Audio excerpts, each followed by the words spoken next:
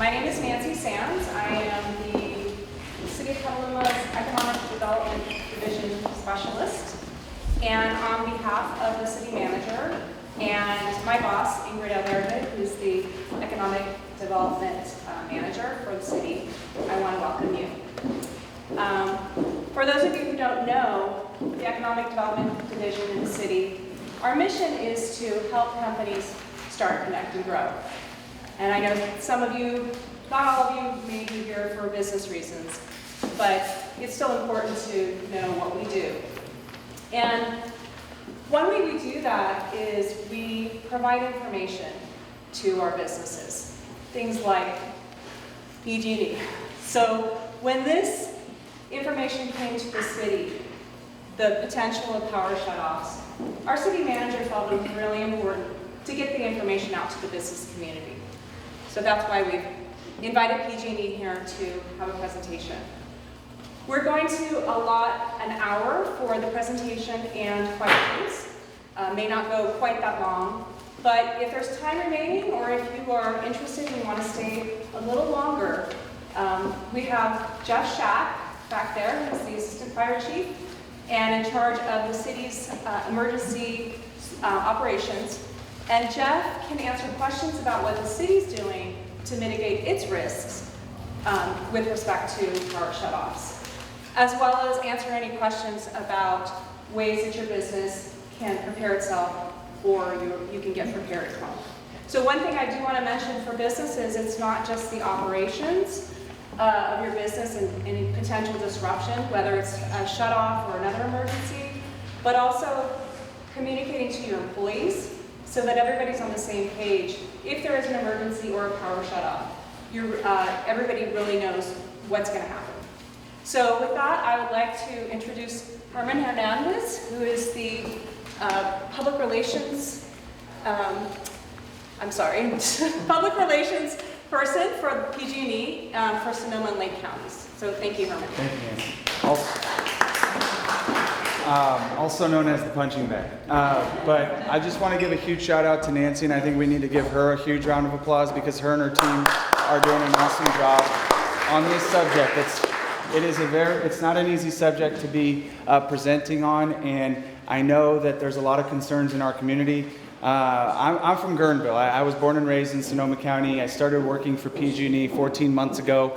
I have no idea why, but now one of my responsibilities is to do community engagement and to educate and try to inform our customers to the best of our ability what the public safety power shutoff is. But that's just one of the many programs that PG&E is doing in our communities to make our system harden our system, do enhanced vegetation management, as well as create more resiliency and safety within our infrastructure. Once again, my name is Herman Hernandez. I'm the local public affairs representative here for Sonoma and Lake County, and Nancy and her team were one of the first actual cities to create their own webpage to be able to educate their constituents here in the city of Petaluma, and I really appreciate her for doing that. We've been using that website with other jurisdictions to help educate and inform the community. Two big things from today. One is my role is here to inform you and educate you, but it's so important that you leave tonight knowing that you have homework to do. It's creating a plan.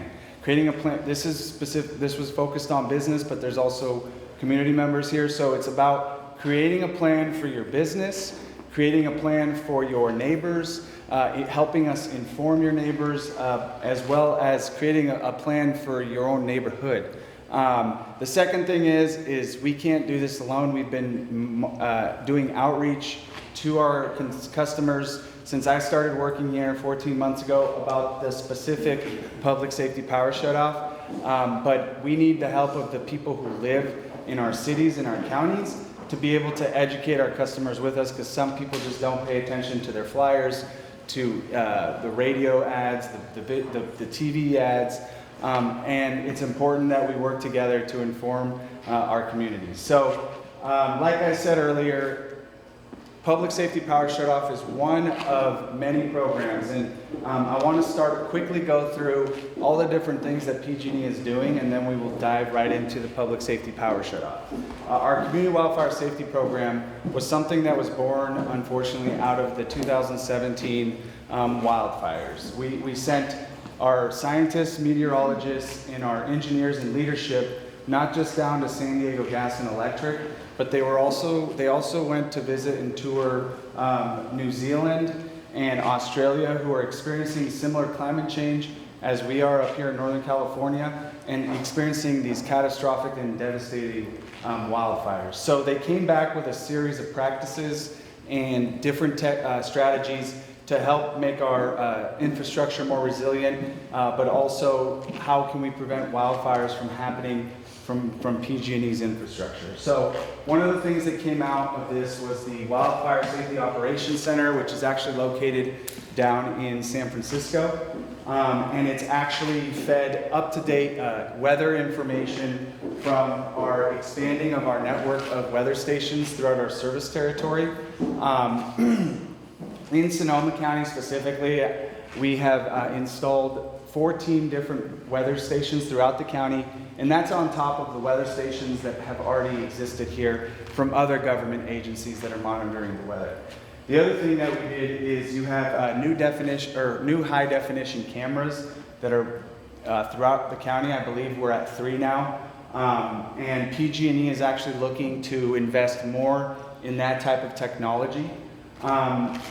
The city of Petaluma has not really experienced the enhanced vegetation management. You've probably seen the routine veg work, transmission vegetation work, distribution vegetation work, but the enhanced vegetation management program is more focused in Tier 2 and Tier 3 fire zones, and we'll get a little more into that, of what that actually means. We've also conducted the Accelerated Wildfire Inspection Program, which is what I call a blitz of our infrastructure that's in those Tier 2 and Tier 3 areas. Tier 3 is the worst fire threat zone. Tier 2 is the middle fire threat zone. It'd be elevated and extreme. And we inspected over 50,000 transmission poles, 700,000 distribution poles, 222 substations, and over 30,000 miles of electrical line.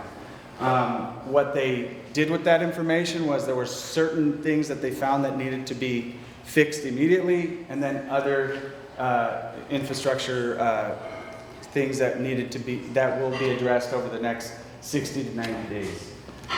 Something that we do in the during the wildfire season is we disable reclosers. Reclosers is a type of technology. If you're not familiar with it, in the wintertime when the power goes out and all of a sudden it comes back on, or it flickers, and it stays off, the recloser technology allows you to test the line to make sure there's no infrastructure damage. And if there is, it will keep the power off. If there isn't, it'll keep you going. In the summertime, that is incredibly dangerous and can cause wildfires because the recloser can spark and actually start a vegetation fire. So those are disabled during the wildfire season. We're going to get really into the PSPS, the Public Safety Power Shutoff, so I won't go into that. This is more of the long-term column that PG&E is currently doing. You have system hardening projects throughout the entire county. You have upgrading and replacing the electric equipment that we're finding is damaged or needs to be updated through the Wildfire Safety Inspection Program, as well as there's going to be more of this, but there's been targeted undergrounding in the high fire threat zones. So just to give everyone an example, because this question always comes up, the undergrounding project we did in 2018 was actually between Monterey and Camp Meeker. They undergrounded 3,000 feet of distribution line. It took about 9 months and cost about $1.5 million. So that is definitely on the table, but the undergrounding is a long-term solution that PG&E is looking to do more of. With that being said, I will move on to the next slide. Sorry about that. So this slide kind of gives you a summary of what I just said about PG&E is going to be installing 1,300 more new weather stations. Last I heard, we're at 300 total, and 14 of those are here in Sonoma County. You're looking at 600 high definition cameras as well. I know we're over 100 of those that have been installed throughout our service territory, and Sonoma County has gotten 3 of those, meaning we are going to get more here.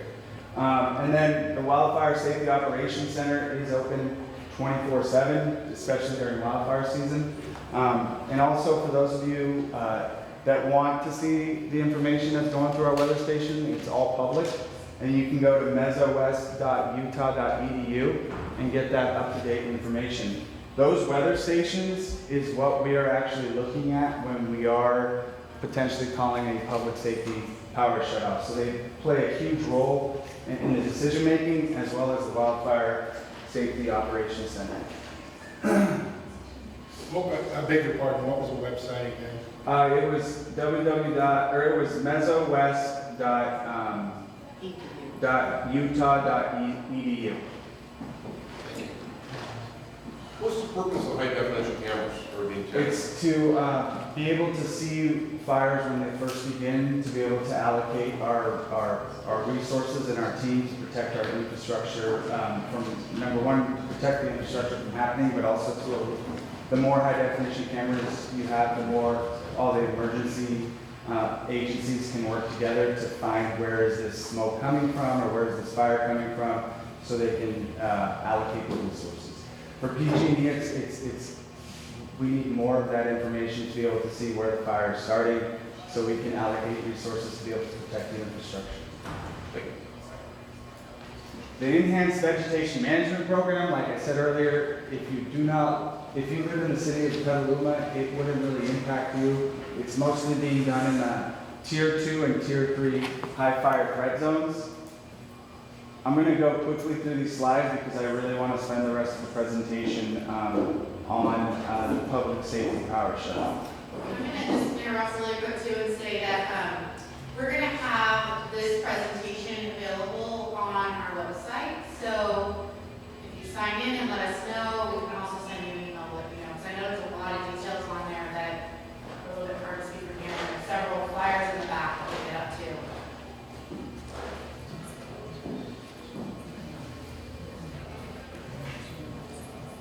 All right, so a lot of people ask, what is PG&E looking at in our Wildfire Safety Operations Center when we're determining whether or not we're going to be de-energizing lines?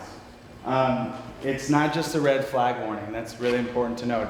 The red flag warning internally and most fire agencies or government agencies, when there is a red flag warning called, internally you start to monitor the weather and just be very vigilant. That's definitely something that we are taking very seriously, but we're also looking at 4 other variables. And you're looking at humidity levels that are 20% or lower over a long, forecasted over some time. You're looking at winds that are 25 miles per hour or more, wind gusts of 45 miles per hour or more that are constant. You're looking at condition of dry fuel, as well as on the ground observations, because we have so many boots on the ground. Again, PG&E is only looking to de-energize lines that are in high fire threat zones, which are Tier 2 and Tier 3. The next slide is very important as to why I'm saying that, because regardless of if you live in a Tier 2 or Tier 3 zone, you can still be impacted by a public safety power shutoff. So the city of Petaluma, you're mostly in a Tier 1 zone, meaning you're not in a high fire threat zone, but you're surrounded by Tier 2 and Tier 3, and depending on how the electricity is fed into your different neighborhoods and the different circuits would cause the impact in your community. And we'll get more into this later because there's a lot of questions about different scenarios, and we can try and answer those questions. Is there any questions on the variables? We're going to get into notifications and and re-energizing the lines. All right. So like I said before, regardless of if you live in a in a non-fire threat zone, which is a tier 1, you may still be impacted depending on how your electricity is fed into your neighborhoods. This is actually the California, this is not PG&E's map. This is California Public Utilities Commission, their high fire threat map that they released in January of 2018. And basically, you all have access to this map, and you can Google it and then type in your address and find out if you live in a tier 2 or a tier 3 zone, or a tier 1 zone if you're not even in a high fire threat area. But one of the biggest changes from last year when PG&E started doing the public safety power shutoffs to this year is that last year PG&E was only de-energizing distribution lines that were 70 kV or less. This year, PG&E is putting all of their infrastructure on the table, meaning distribution and transmission lines can be de-energized, and depending on which one gets de-energized will equal how many customers are impacted. The event notification, one of the most important parts of today's presentation in an effort to try and get our PG&E customers, regardless of if you're a business or a residential account, it's really, really important that you update your contact information with us. You even have the option of choosing how you want to be notified during a PG&E alert, which is specifically for public safety power shutoff. You can get text messages, you can get a phone call on your cell phone or your landline, or you can get emails, or you can get all the above. So the alert notifications, our goal, and this is also something that San Diego Gas and Electric has been doing since their wildfires in 2007. The gold standard that they practice is the 48 to 72 hours before a public safety power shutoff. So you would be notified ideally 2 days before an event actually happens, letting you know that your power is possibly going to be shut off due to wildfire weather. The important part of that statement, because these have happened multiple times, and being from Sonoma County, when this happened in October in Lake County, a lot of people in Guerneville and Monterey were texting or calling me or emailing me saying, is my power going to get impacted? And I asked them, did PG&E send you an alert? And they said, no, you guys haven't sent us anything. And then I said, then you guys are okay. 99.9%, if you're not getting contacted by PG&E, you will not be impacted. So it's very important to note that.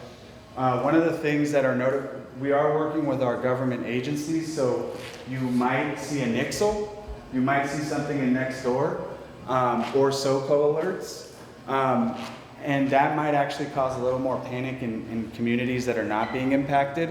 And something that PG&E is another one of the improvements that PG&E did this year is for every public safety power shutoff event, when we're sending out the notifications, we're also going to provide a Psps event map for that specific event, where you can actually look up your address. If you're not sure if you're going to be impacted, you could look your address up, or you could call the 1-800 number to ask them, am I going to be shut off in 36 hours? And most likely, I've already seen the map because of what happened in June in Napa County, and it's actually pretty cool because it makes it a lot easier, and there's going to be a lot more information out there for all of our customers. So 48 hours notice, yes sir. Have you access to that? You would get it would be under. Are you familiar with the PG&E weather outage map? No. So on our website, and I can get you more information on that, but the actual link would show up in a text message or the robocall that you get, but it's www.pge.com/PSPS event map. And it's going to be on our website, and you should be able to access that during an actual event. You can't access it right now because there is no, it's only live when there's an event. But that's a good question. So just before we shut the power off, you would be notified again, And then during the public safety outage, you would be getting updates as to estimated time of arrival, meaning when our crews are going to get out if there's any damage in your neighborhood to fix the issues, and estimated time of restoration, giving you kind of a time when you should expect your power to come back on. Once the power's been restored, some of you might put in your plan that you're going to travel to an area in California that does have electricity, so you would be notified once again when the power comes back. Another question is, why does it take so much longer to re-energize the lines than it does in the wintertime? And one of the biggest reasons why is because of the weather system having to clear the territory that's being impacted before our crews and our team can start going into the trenches to visually inspect every inch of the line. So an example I can give you from last year working Lake County was we de-energized their lines on Sunday at 8 p.m. and by Monday at 6 a.m. the next morning, we were already out there looking at the lines, inspecting every inch. It's very tedious, but we have to do it just to make sure there's no infrastructure damage, because if we re-energize the lines and there's infrastructure damage, that can cause a wildfire, and that's what we're trying to prevent from happening. Our teams, the other big change is we have access to more helicopters this year, meaning that if, depending on the size of the outage, you're going to have more people in the sky that are inspecting the transmission and distribution lines that may make it faster to re-energize our customers.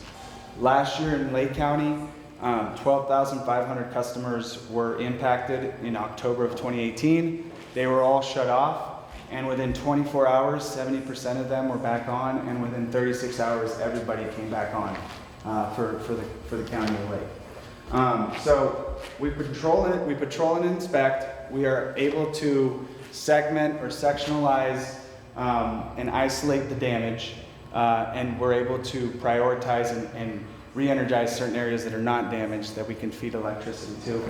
Once we fix the areas that are damaged, we are able to restore power to our entire grid, and we notify all of our customers. And the bottom says, customers prepare for outages that could last longer than 48 hours.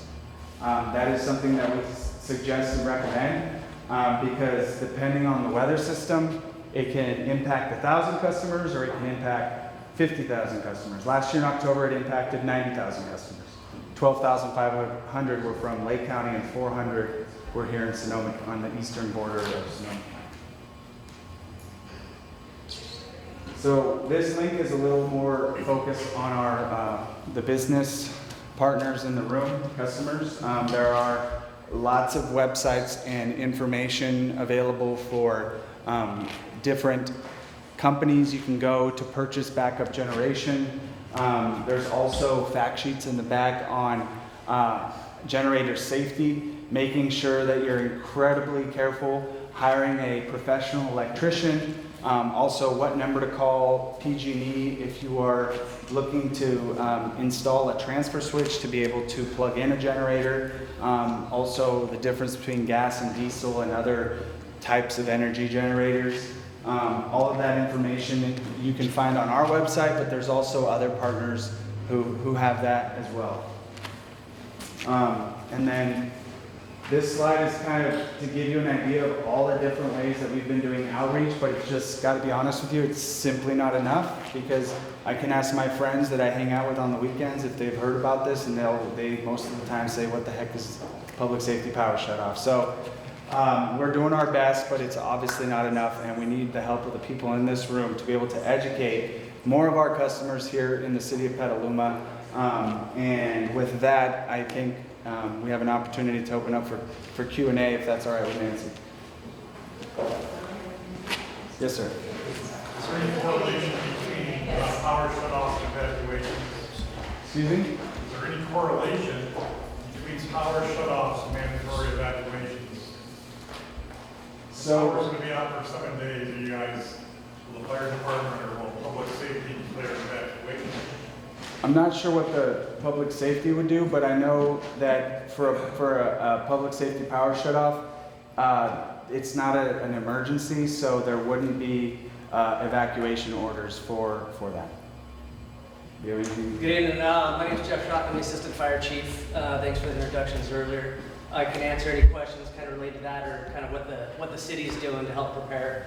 But in specific answer to your question, we would not be ordering evacuations unless there was an immediate threat of wildfire or any type of emergency. Yes, ma'am. Do you have some kind of a flyer that we can post in our business to educate our customers about what might happen if the power goes out, which would also get them asking, what is this? Yeah, absolutely. There's flyers in the back, but I also can send more flyers to Nancy. Maybe since I saw you're collecting emails, she can definitely blast all our members who are here this evening. Absolutely. I think the biggest word to get out really is that we've talked about the rolling blackouts. It didn't affect some things like fire stations and hospitals and critical infrastructure in the past to save energy when there wasn't enough out there. And some people in town in Petaluma think that, oh, I'm on that grid, so I'm okay. Or we're in the city where we don't have a wildland threat downtown, so we shouldn't be affected. And that, as you've heard tonight, that's not true. They're going to shut down transmission lines, maybe coming over from Vacaville or from the geysers that are running through those areas. So it'll be a significant potential blackout affecting the whole area. So even if you're downtown surrounded by concrete, your power might be shut off. And I know my family members, the same thing. This is my new world. But my family members asking the same thing. No, we're good, we're in the city. I was like, no, that's not the case anymore. So I think that's why people aren't listening. So getting that message out that everywhere it could be impacted is helpful. And then once they realize that, like you all probably have to understand now, that's why you're here. So I think that's the biggest thing we can do. There is so much information out there. PG&E has done an unbelievable job pushing the information. It's on the radio, it's in your mailers, but if you think it's not going to affect you, you don't listen. So I think that's the big push is, no, this will affect you. And so I greatly appreciate anything you can do as a business to help notify your customers. And maybe even a flyer that says something to that effect. Even if you live downtown anywhere, this could affect you. Right. And one thing that I want to add on to the notification process, if the people in the room haven't heard of our medical baseline rate, basically if you have any type of medical devices at home or you require heating or refrigeration for your medication, you may actually qualify for the medical baseline rate, which basically would mean that PG&E you'd still be part of the automated notification, but if you do not answer the phone, we have phone bankers who are specifically calling our medical baseline customers, letting them know that there's going to be a public safety power shutoff and that they have 36 hours or 48 hours to prepare and to have a plan. And then if they don't answer the live callers, then we would actually, we do send out our crews in blue trucks who are out in the field to go straight to our customers' homes who did not answer the phone to try and communicate with them. And if they don't answer the door, then we leave, they might be out. We leave a door hanger with the date and time of the estimated public safety power shutoff. So that's for those of you that are, my mom has rheumatoid arthritis, had no idea that the medical baseline was a thing, and we got her signed up for that just a couple months ago. Yes, You have sir. something similar for like restaurants with large walk-in freezers and refrigerators, so that they can be notified for sure too. Yeah, I brought a flyer that literally has a menu of every phone number and hotline available at PG&E, some of them specifically for businesses, which you can probably call. I mean, is there a system in place for similar to this medical? Oh, no, I thought you were saying that as something that we offer. We do not have, right now, I hate this I answer. mean, why couldn't I sign up for that, for medical, even though it's not a medical thing, but I would need, because if I have, my inventory, my livelihood is. Right, so that's why we're trying to let you know that this is a possibility and to try and plan around it. I know it's not the message you want to hear, but right now there is no plan of and this comes up in conversations with seniors as well as low-income communities. We're not providing generators right at this moment, and we're not providing claims because this is something that has been happening in California since 2007, and the CPUC and the state of California have not made it mandatory for public utilities to do that. But as far as notification, if your contact information on your PG&E account is updated, you can do email, phone. They will, if your power is going to be turned off, if you're a medical patient or on that program or not, you're a customer that will be affected. If your contact information is up to date, that contact information will be notified. What he's saying is, they might call you if you're not on the medical program or your business and leave you a message or leave you an email, but then they're done. With the medical patients, what they'll do is they'll make sure they've made contact and make sure a live person answered the phone, and if not, they'll make sure they answer the door. That's the difference. So you will absolutely be notified if your contact information is up to date, and you'll be affected. Yes, sir. Has there been accommodations made to keep the water flowing so the sprinklers will work? Have you got backup generators on the pumps and stuff like that? Absolutely. So I promise I'm not playing Angry Birds over here. I'm actually taking notes and then reading off of them. So please forgive me if I seem like I'm checking emails or being rude. I'm not. I'm trying to go from pen and paper to technology. The battery will probably die. Yes, so one of the things that the city is doing is we have an extensive 3-phase plan on what we're doing now until we're notified that there's an impending shutoff. Then what we do from the time of notification of impending shutoff to the time the power goes off, and then what we're going to do once the power's off until it's restored. And part of that plan is right now we're in that preparation phase.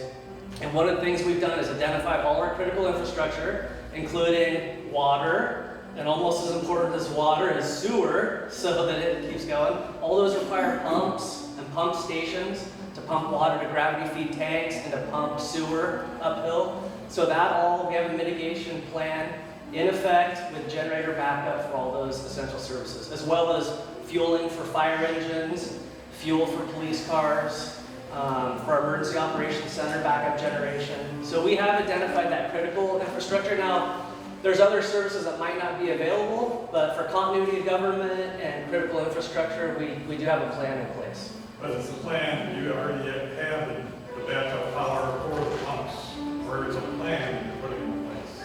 Good question. We didn't just plan to plan. We have backup generators in place. We have fuel reserves, and part of that plan is things like when we get the notification, make sure our fuel depots are topped off. Make sure all equipment and generators are topped off. So yes. Yes, sir. In the event of a PSPS, would the natural gas be shut off as well as the electricity? The gas will not be impacted unless you have appliances in your home that require electricity to turn on the gas. But the gas would still be flowing. And that's an easy fix. With a lighter, you can light a gas stove. If it's got electronic ignition, you can light it with a lighter. So those are those little things that can... Liaisons work without an electricity source, don't they? What's that? Liaison lighter, personal lighter, stove. If they're a mechanical spark, they do, but if it's an electronic ignition, piezo, it's not. Okay, there's two types. Yeah. Some stoves have a backup battery. And a lot of water heaters run gas with a pilot light, so that wouldn't be affected if you got an electronic ignition. Water heaters, I'm not sure if there are any of those. That could be an issue. You could probably manually light it. Yes, sir. So I realize that there's no guarantee that power won't be shut off or whatever, but I always like to look at, okay, what's the risk that it will be? I know before when there's different substations around town, if the power goes down or there's a car that hits a pole or something, they can shut down and they can back feed through another substation. Is there a power grid that we can see that we can determine where our business or where our home is, so we can see what the likelihood is that maybe there is a pass-through transmission to where the fire is happening, but it could be backfed through a different way? You know what I'm saying? Yeah, so there was multiple things you just said that I want to address. One is that the maps of the infrastructure for PG&E are incredibly private because of the cyber attacks and terrorism and people knowing where the grids are and what's where. For the first time in the history of this company, they're sharing that information with law enforcement and public safety if these public safety power shutoffs are going to, if they happen in the community. For reconfiguring the grid and how the electricity flows through the system, yeah, the answer is yes, depending on which substations are de-energized or which lines get de-energized. But just an example of Lake County, in October of 2018, 12,500 customers were impacted by the PSPS. And in November 2018, we called another public safety power shutoff where we didn't actually turn the power off. But in that same exact setting, which had happened in October, the 12,500 customers were reduced to 6,500 customers where we were de-energizing a specific set of lines. So they were able to reconfigure the grid, segment or sectionalize so that less customers were impacted. So that kind of answers your question. There are talks, like I said at the beginning, system hardening is happening throughout our territory. One of the things that SDG&E has done in their territory, which is geographically way smaller than ours, is that they've installed microgrids, which actually helps with what you're referring to in terms of sectionalizing and keeping parts of the city of Petaluma on when the rest of the city is PSPS. So that is in the works, but it's currently not available in our infrastructure this summer. Yeah, so I think what you answered is, so say there's a transmission line go through the city of Petaluma, but it's Western Avenue or something where there's a fire, they could shut it off just outside of town and kill the power going to Western Avenue and that way, but all the other pass-through transmission and distribution would still remain live. Correct. So just another point of clarification, this is an attempt to prevent a wildfire from happening. So in an instance of, I know in his practice prior to a PSPS, when we're working with CAL FIRE or local fire districts, if they're fighting a fire and there's danger of infrastructure, but also live electric lines overhead, they always work with our electric ops team to de-energize lines so they can safely fight the fires. But we would not be, theoretically there wouldn't be a wildfire happening during a public safety power shutoff because we're trying to prevent that from happening in the first place. Yes, sir. Or, sorry. She's had her hand up multiple times. Go ahead. So my brain goes to crazy scenarios. So the weather generates the PSPS, the cell phone towers are now off, and there's no electricity, and then a fire actually does start. How do we get the next alerts? So that's a great question and a really hard one to answer because it's very nuanced. My understanding is depending on what telephone station it is, they have some sort of backup generation. It could be 4 hours or it could be way more than that. If a fire broke out during a PSPS event, that would the state that you have Cal OES, you have the governor's office, you have PG&E, and I know there's a fourth agency that if that were to happen, they would be coordinating on how to address that issue. I can't give you a specific response to that. And is the city looking at the issue if the electricity is off for an extended period of time, the inability for people to call the police if there's crime? Yes, so the part of the good news is regular landlines will still work. If you have a regular landline copper wire phone, I know a lot of people don't, but the good news is, but the good news is at least those will work. And then the cell phone carriers have been advised of this as well. A lot of them do have battery backup, but for short periods of time. So I know some of them are developing plans for backup generators and fueling plans. I don't know how robust that plan is, but they're planning like everybody else is. So our hopes is that cell phones will still be working. That is just a hope at this point. It's out of our control. When cell phone service is diminished, text messaging, even if we had an earthquake and there was infrastructure damage, text messaging typically works, doesn't need as much bandwidth, or I don't know what you call it, to get the message across. So Nixle is through text messaging, so that helps if you're trying to communicate with family members and your cell phone's not working too well because of the power shut off. I tried text messaging. Can Yeah. interrupt you for 1 second, Sure. respectfully? The other thing that has been improved this year significantly from last year, because during our first PSPS, my role is government liaison. So I was working with Sheriff Martin, Chief White, and Chief Rasmussen, the police chiefs of the cities up in Lake County, and that was literally their first question. What is going to be out? We need to allocate our resources to be able to patrol the areas that are going to be out. We were able to provide that information to them, not as quick as they would like it, which this year we've improved that system significantly. So I know that Ms. Flynn, the city manager, as well as Chief Shack, they have they signed up for the PSPS portal access. So one thing that they're going to be able to do hopefully they put this in their plan, you can take notes on this, no, I'm just kidding, is actually, we would send them the list of impacted addresses, so then the sheriff, the police chief here can be like, okay, we're gonna call in more police deputies and have them patrol these areas because this is what's going to be out for this outage. So they would have that information within, they're saying 4 to 8 hours. And just on that, thank you for plugging Nixle, by the way. Appreciate that. If you're not signed up with Nixle, please sign up for Nixle. You can go to our city's webpage. It tells you how to do it. And you can sign up for Nixle so that you're just getting emails, or you're only advised of the most critical warning levels and not press releases or traffic accidents in avoid the areas.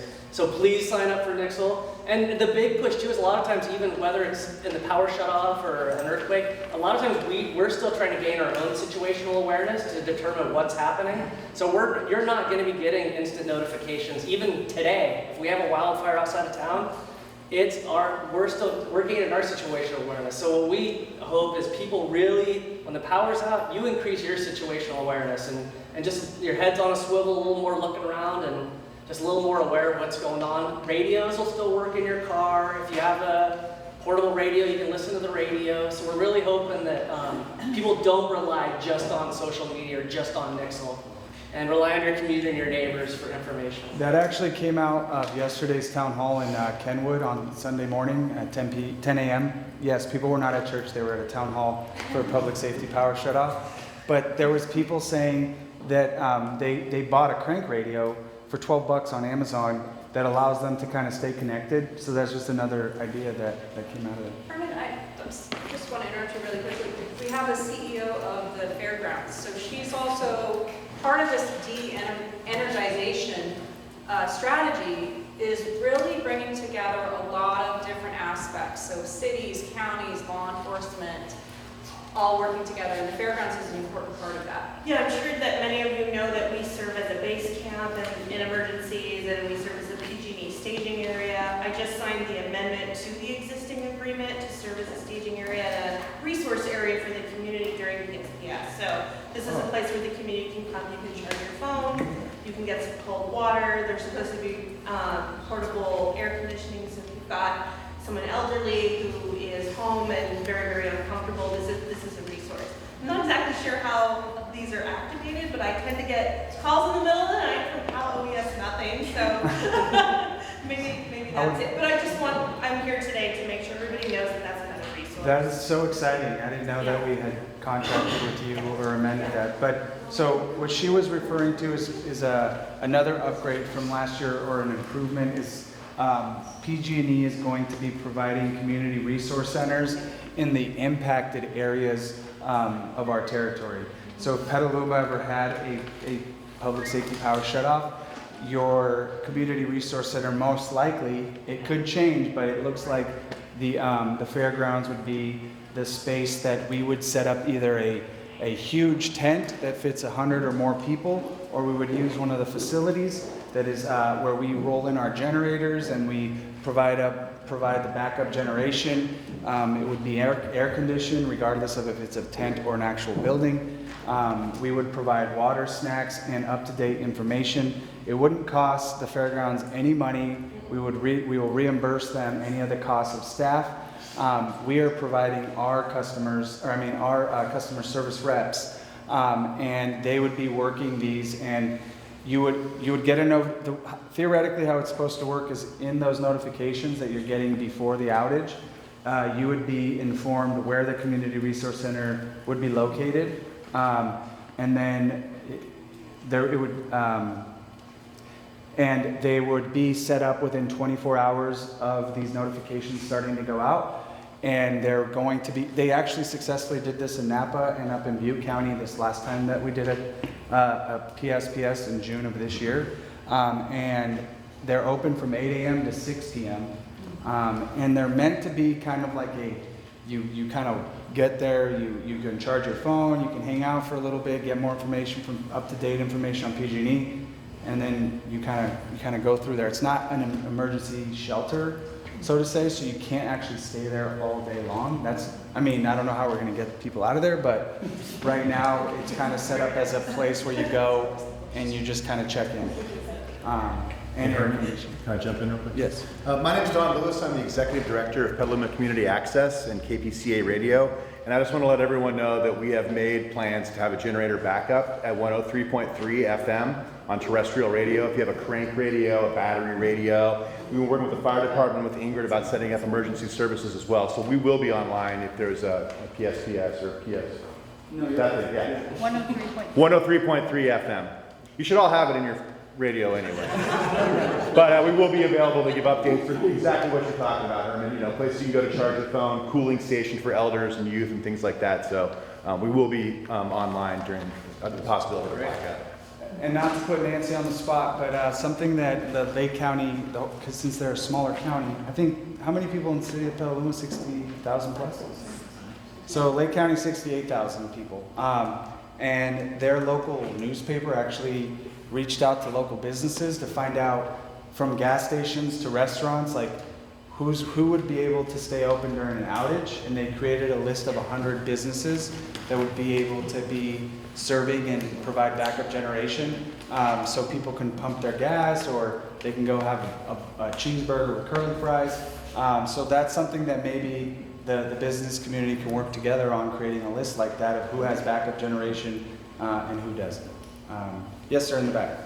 Just a couple comments on the concept of energy storage. So when you get the notification, one of the first things you should do is make sure your freezer and your refrigerators are full. That's the concept of thermal energy storage. That's where you have blocks of ice that will allow your freezer and your refrigerator to last longer. That's particularly important if you have like a walk-in freezer or something for your business. So you want to make sure that you put as much thermal mass in your walk-in freezer when you get the power shut off. A different part of PG&E is currently exploring something called phase change materials. It's different kinds of saltwater brines. You would commonly know these things as like the little blue liquids in these blue packs. So if you're interested at all in that, there's a company called Viking Cold Solutions. There's multiple things being tested by PG&E related to just the concept of freezing different kinds of liquid so that it can stay cold for longer, and also so that we can start to decarbonize our grid, right? And so the second comment related to energy storage is that's great. All of you that have invested in generators now, and as the fire chief said, make sure you have fuel reserves, because what we learned in the disaster of Hurricane Sandy is that the gas stations go down. And so we should, as a community, be investing in non-generator technology.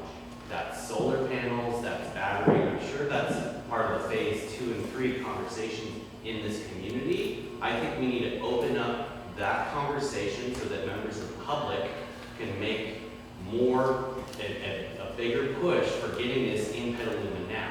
I can tell you that Sonoma Clean Power right now put out an RFP for the cities that already have solar panels on their roof, of which Petaluma is not, that they're going to put batteries there.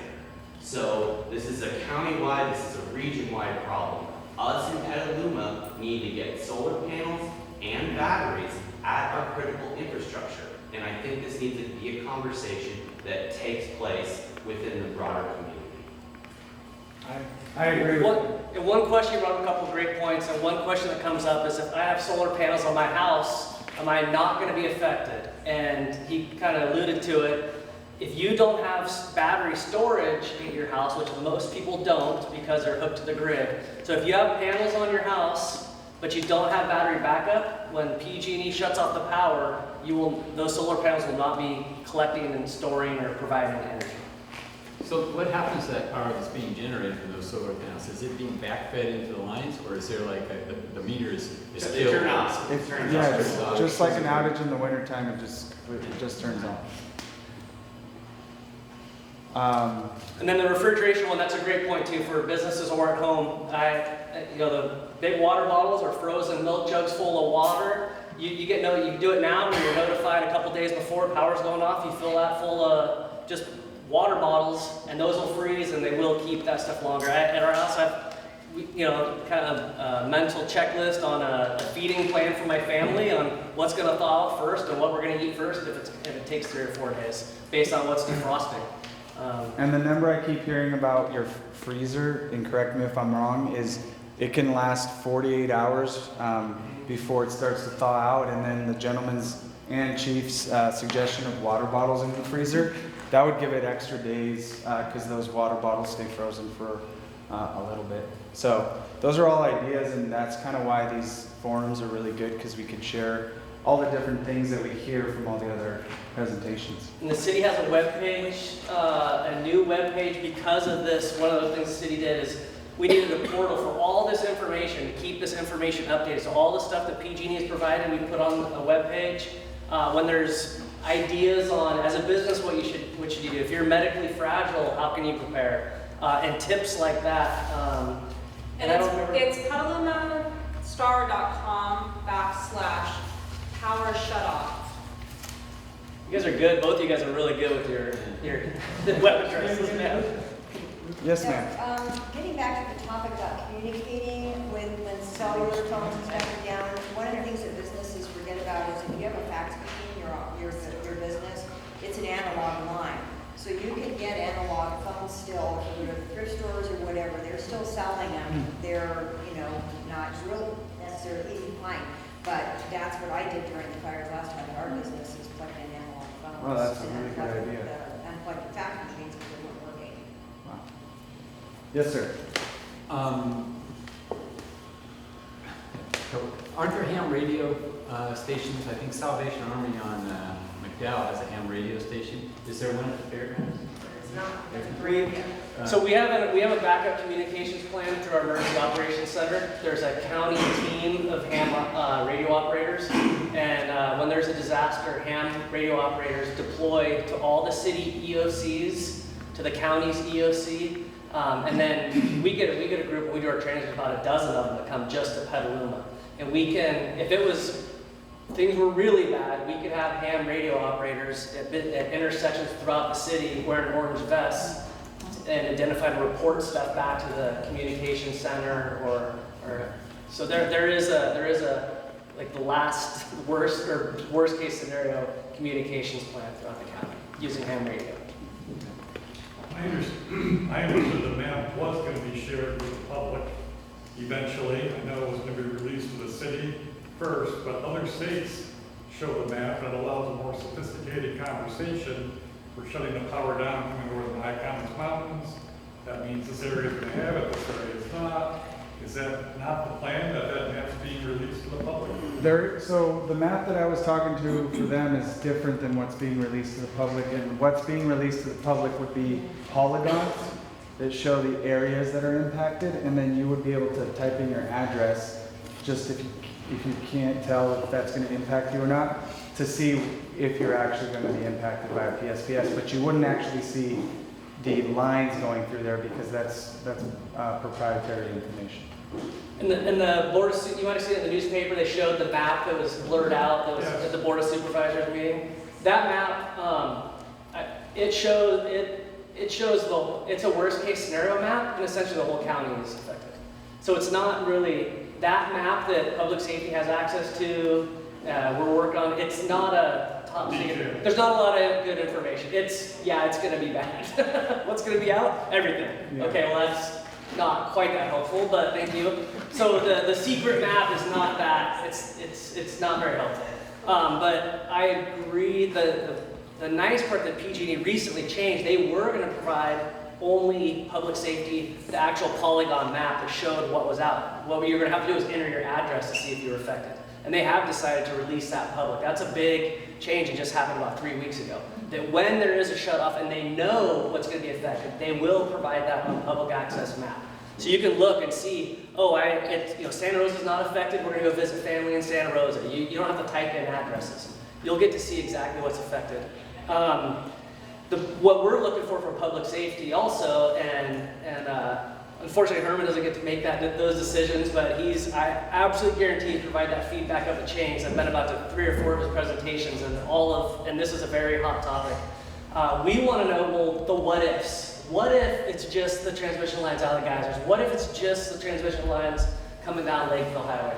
We do want to know that, and I kind of think PG&E still figured it out. One of the big things we hear is, hey, we're in business to keep power going, not to shut it down. So they're doing a lot of changes with their grid formation and how to change their protocols on how to do all of this. So I'm hopeful that those kind of maps are coming. I kind of think that they don't quite know exactly it all yet. Yeah. But I hope they will, and I hope it'll be made public so we can better pre-plan. Yeah, the reason I asked, I have a bunch of employees and power comes back on. So now you tell your employees, come to work, okay, power's back on. Is the power going to stay on? What's the probability? Is there going to be, how do you find out, what the probability is of the power staying on before people drive 30 miles to come to work? My assumption is that if it was a power shut off based on weather, fire weather conditions, that they're not going to shut off the power, or they're not going to turn it back on until those fire weather has subsided. You'll get another notice, 48 hours notice before it were to shut off again. But it's right now the power could go off. So if that was specific scenario, if the power came back on, then it would stay on unless it went out. But I can't tell you if that's going to happen or not because it's just random. One of the things, Herman talked about red flag warnings. Red flag isn't, if there's a red flag warning, that isn't for sure the power is going to get shut off. That's kind of the first step. And he's talked about a lot of different factors. Just in Sonoma County, the average, we have 6 red flag warnings a year, usually in September and October. But the vast majority of those are on the north end of the county. So just to kind of get an idea, I don't know if it's going to shut off 6 times this summer or none at all. Who knows? But to give you an idea, it doesn't mean that each of those 6 red flags would have even had that type of humidity or that type of thing. So, and then like this weather, it's going to be in the 90s on Wednesday. We're not expecting any wind. It's not a red flag warning, so we're not even getting to the step 1 of the potential. So if it gets hot outside, you see it's getting hot, there's way more to it. When you start hearing red flags, that's when it's time to get your situational awareness going. Oh, red flag in our area, where is it? I need to start paying attention. Listening to the radios, listening to what's going on. What was that? Would somebody speak again a little more to the landline copper wire business? I mean, for example, we have AT&T Uverse phones, and those are not going to work. We need to convert all over to back to the old copper wire. I don't believe you can. AT&T is stopping the copper wire service. So I don't think you can if you've already switched over. I'm not sure, but that's not my expertise. So I would actually ask AT&T if you can do that. But I heard in another forum that they're no longer putting copper wire into their fiber. So I talked to AT&T today. I just wanted to get some other input, but they said that there's still copper wire to our house already. They may not be putting new copper wire to new homes. I don't know. But if they can switch it over, I didn't know. Like, yeah, I would just stick to talking to them because I don't actually know. I'll just comment on that. So after the wildfires, the Tubbs fire 2017, I called AT&T, 6 different numbers. They checked if there was existing landline service. There was. There's the team that came out and hooked me up. So it's definitely still possible. There's enough legacy infrastructure here. You can get that. Now it costs like $60 a month, and you have all these crazy robocalls coming. So it's 6:32. Yeah. I want to give you the opportunity to leave, but before you leave, I want to thank a few people. Cowgirl Creamery and Point Reese Cheese both donated cheese. Yeah. Thank you. We're really pleased that I do see faces here of some of our manufacturers. Really happy to see you here. Hotel Petaluma donated this space, so whenever you have a chance to buy cheese or rent a room or send someone to a hotel, we are really well taken care of by our businesses. So we would appreciate your extending the same courtesy to them. So I'm just going to wrap up. I think that one thing Jeff and I have talked a lot about is that this is an opportunity to plan.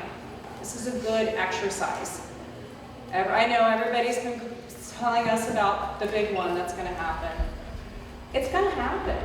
And if you go through the exercise of planning now for, let's say, the public safety power shutoff, you're going to be much more prepared in the event of a natural disaster or another kind of emergency. I'm not an expert in planning for emergencies for business, but there are people out there. You could probably just Google. Has anybody here who has a business gone through that exercise? Jim, so there are people, did you use a consultant or? No. No, okay. So, but there are people who specialize in this. Also, you want to talk to your insurance broker just to talk through, if you got a certain insurance policy in your restaurant, could you be reimbursed for any food that was spoiled? I don't know the answer to that. I'm not an insurance broker. Your IT person, you definitely want to make sure that you check in with them about any kind of IT backups that you want to do. And obviously those who are manufacturers, what is going to be the result if you have to be down for a day or two? And can your business sustain that financially? So lots to think about. Don't forget about your employees too. Get them on this idea of preparation. It's just a good reminder. And I just want to thank you all. Thank you, Herman. Thank you, Jeff. Thank you, Ingrid. Again, the Economic Development Division is here for you. We want to help you. If you have any questions, we have a website, petalumastar.com, or you can always call us at the city. We have some brochures back there. And don't forget, Herman also brought some additional brochures that weren't there when I first set up. So thank you. We'll stay a little bit Stay for anyone who has more questions. Yeah. Absolutely. I just want to say one more thing. The whole, we hear plan. But the real reason for a plan is when something happens, whether it's an earthquake or you get the phone call saying your power's going out in 48 hours. Man, relieve that stress from yourself. Relieve that stress from your employee. If you know, power's going out for us, put ice bottles or water bottles in the freezer, or your business will close. Great. If you know that plan, you give your employees the right notice, you can do those things. It's all about making your life easier. We're going to be impacted by an earthquake, a Psps, who knows what. So it's going to happen. So the better you can prepare yourself and kind of reduce those stresses when they happen, hallelujah. That's what it's all about instead of being in panic mode. So you're right now you're thinking clear. When it's impending, you're not going to be thinking clear. So do it now while you have the time to think about it. And no matter what the decision is, as long as that's part of your plan, ahead of time that's the best decision. You're not making it in crisis mode or without all the information because you're in panic. Do it now and take care of yourself. And like I said, don't forget about your employees. If you need your employees, they'll be much more likely to come to work or come back to work afterwards when you need them, if they themselves are prepared. So we'll stay, hang around for more questions, and thanks again for your time.